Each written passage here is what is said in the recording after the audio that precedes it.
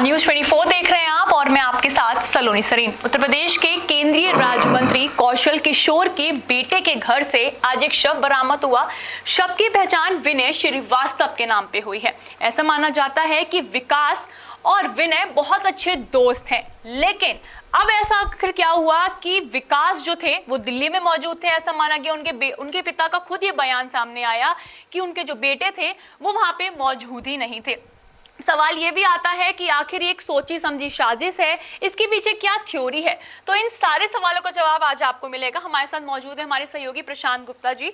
आपसे पहले जानना चाहूंगी कि आखिर क्या थ्योरी रही है, क्या इसके मर्डर, इस हत्या के पीछे की क्या थ्योरी है, क्या एक कोई साजिश है? क्योंकि जब भी विकास कहीं जाते हैं वो अपने दोस्त के साथ जाते हैं, लेकिन पहली बार ऐसा हुआ है कि वो दिल्ली अकेले गए। खबर ये भी आई कि उनकी माँ की जो तबीयत है वो ठीक नहीं थी, इस वजह से वो दिल्ली आए थे। देखिए, ये बात जो सामने निकल कर आई है कि विकास के साथ में ही विनय हमेशा रहते थे और ये खुद कौशल किशोर जो मंत्री हैं, केंद्रीय मंत्री हैं, उन्होंने भी इस बात को माना है कि 2017 के बाद से विकास और विनय दोनों एक साथ में रहते थे और एक साथ में ही उठते बैठते थे।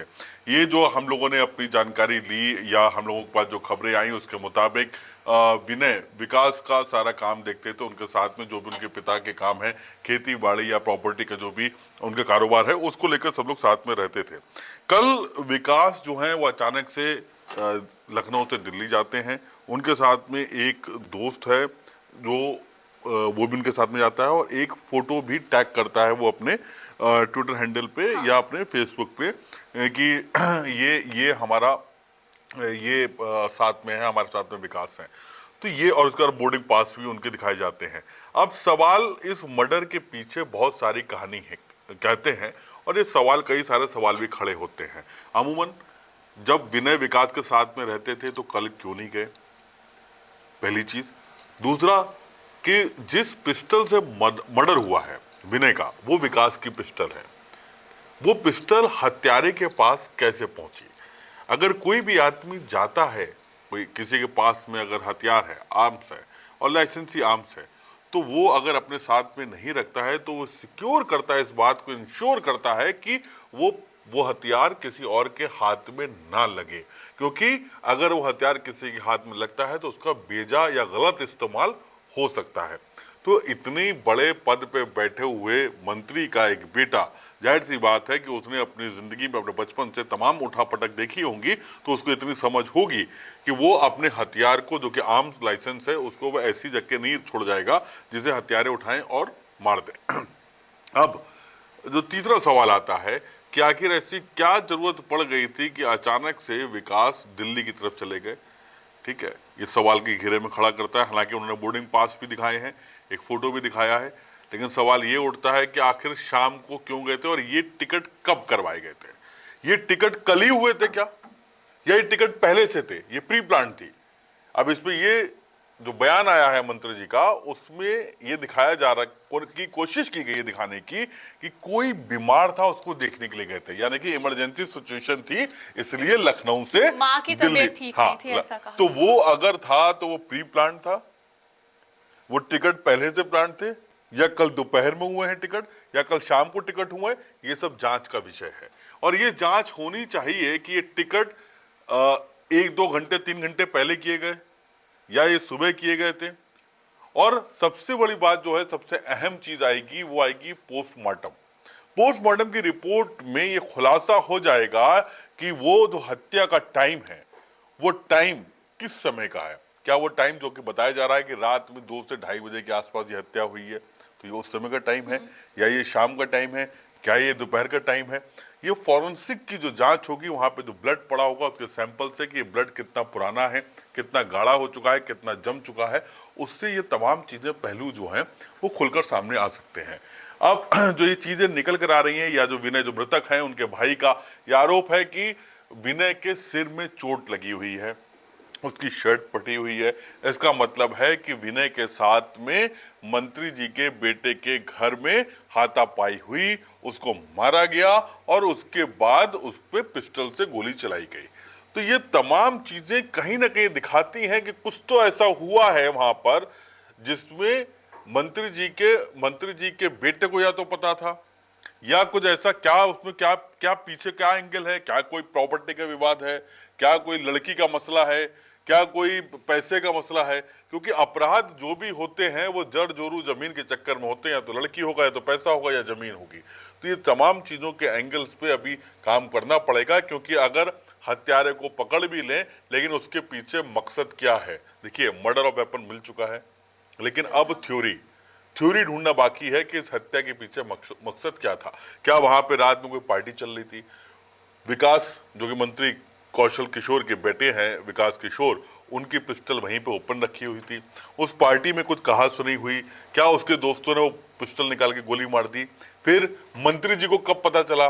कहा यह जा रहा है कि 4 साढ़े 4 बजे मंत्री जी को पता चला। तो मंत्री जी को सूचना किसने दी? गोली चल गई। यहाँ पे सीसीटीवी फुटेज है, बाहर लगे हुए हैं, डीवीआर है, तो सीसीटीवी तो पता चलेगा कौन कितने बजे निकला है, रात में कौन गया, कहाँ गया। तो ये तमाम अभी जांच के विषय हैं, और इस पे सवालों के घेरे में मंत्री जी के बेटे तो आते ही हैं, क्योंकि जो जो जो मर्डर हुआ है, जहां पे घटना घटी है, वो उनका घर है, और वहां पर वो रहते थे, विनय उनके साथ में रहता था, उनका दोस्त था, और जो मर्डर वेपन है वो भी विकास किशोर का वेपन है। तो इसलिए वो सवालों के घेरे में आएंगे, ये निश्चित है। एक सवाल ये भी आता है कि मंत्री जी का खुद ये बयान आया है कि उनके बेटे तो यहाँ पे थे ही नहीं, तो क्या वो ये सब छुपाने की कोशिश कर रहे हैं, या उन्हें ये सब कुछ पहले से पता था, या हो सकता है उधर से ही किसी ने कुछ ऐसा कराया हो? देखिए, ये कहना भी बड़ा जल्दबाजी होगी सलोनी, क्योंकि अभी कहानी क्या है कि हमें देखना होगा टिकट्स कैसे करवाए गए, किस टाइम करवाए गए। क्या ये प्री प्लान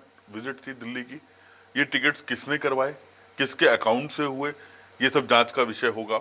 दूसरा, अगर ये जो मर्डर का टाइम है, जो हत्या का टाइम है, वो पोस्टमार्टम रिपोर्ट से आधे घंटे का डिफरेंस होता है, इससे ज्यादा डिफरेंस नहीं होता है। वो क्लियर कट निकल आता है कि ये रात में हत्या हुई है, 2 बजे, 2:30 बजे के करीब, 1 बजे के करीब, या फिर वो हत्या दिन में ही हो चुकी थी।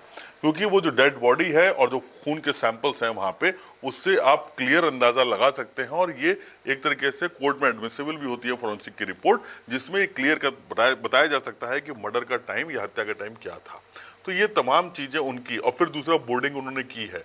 बोर्डिंग के टाइम पे एयरपोर्ट के सीसीटीवी भी देखे जाएंगे कि बोर्डिंग किस समय में की, वो एयरपोर्ट कब पहुंचे, किस गाड़ी से निकले। ये तमाम चीजें भी जांच का विषय है, और ये जांच होगी, और पुलिस करेगी भी, इन्वेस्टिगेशन एजेंसीज को करना भी चाहिए। क्योंकि अगर कौशल किशोर के बेटे विकास किशोर पाक साफ हैं, तो मुझे लगता है कि उन्हें खुद भी इस जांच पहलू में इस एंगल पे जांच करवानी चाहिए।